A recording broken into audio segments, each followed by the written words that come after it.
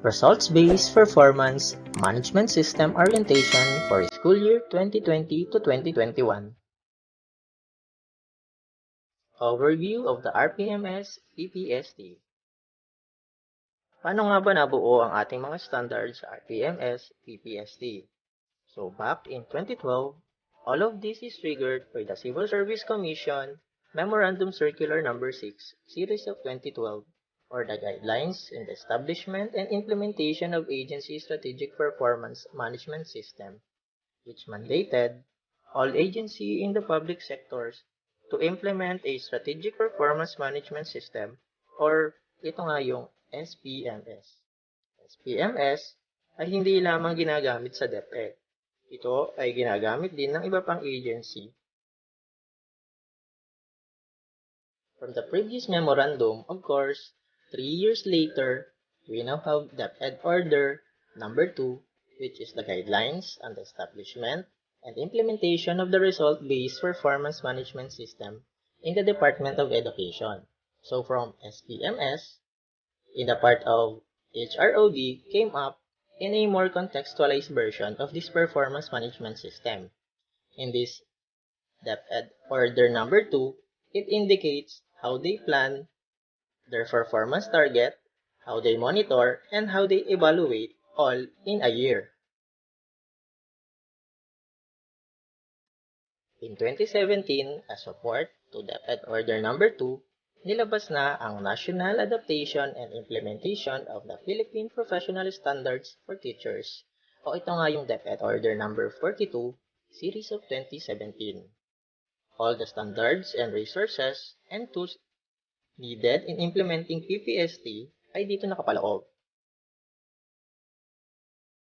So ano nga ba ang PPST o ang Philippine Professional Standards for Teachers? It sets clear expectations of teachers.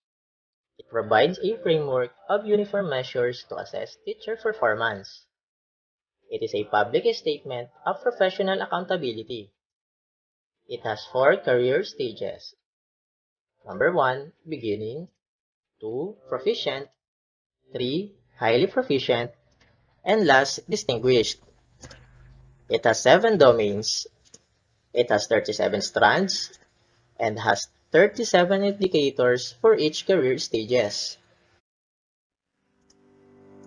In this figure, it shows the HR system, and one of the system is the RPMS. HROD targeted to align all the system in the existing professional standard. But for now, RPMS pa lang ang na-align nila sa ating PPST. So, is PPST part of RPMS or RPMS part of the PPST? PPST is not part of the RPMS.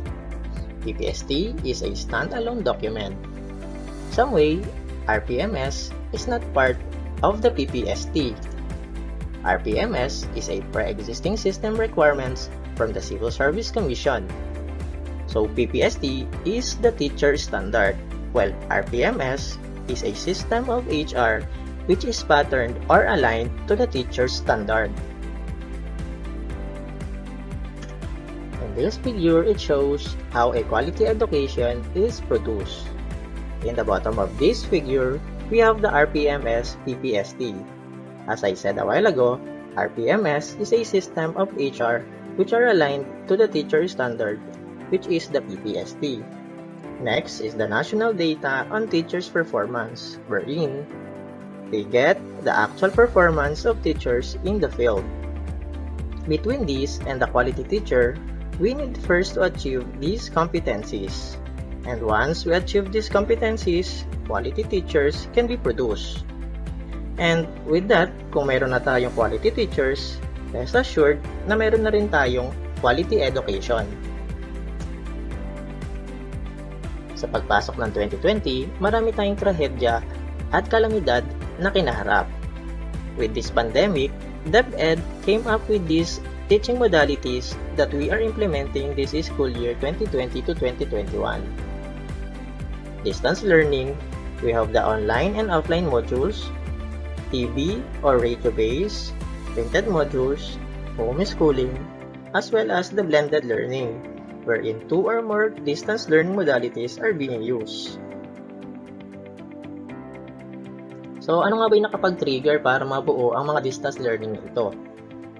So, from DepEd Order number 12, series of 2020, which is the adaptation of the Basic Education Learning Continuity Plan for school year 2020 to 2021 in light of COVID-19 public health emergency.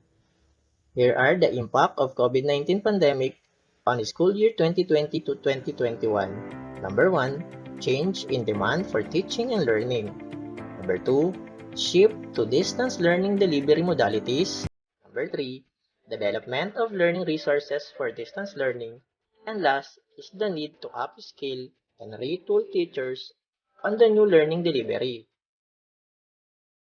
Sa paggamit ng iba't ibang distance learning modality, in the end of the HROD, they do also some modification in RPMS.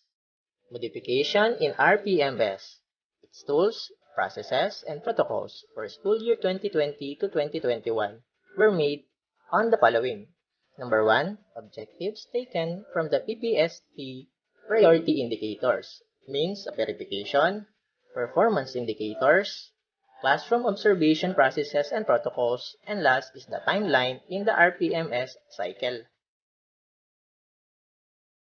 This figure shows the development stage of RPMS in the context of COVID-19. April to October 2020, series of meetings within BHROD and with RCTQ to review and finalize tools. July 29, focus group discussion. September 9 to 14, validation of tools, processes, protocols. They also have document analysis, and of course, consultation with DepEd officials and partners. This figure shows the cycle of RPMS. This is the same RPMS tools in DepEd Order number 2 series of 2015. It has 4 phases. This is the adjusted RPMS cycle timeline only for school year 2020 to 2021. Dahil nga sa pandemic, hindi tayo nakapagsimula ng klase noong June. At ito ay na-move noong October. Kaya naman ang ating timeline ay i-adjust. Here are some of the changes in the PPST indicators.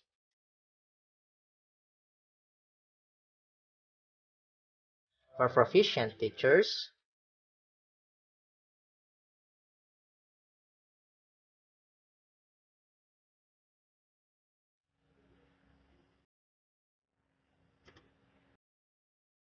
for highly proficient teachers,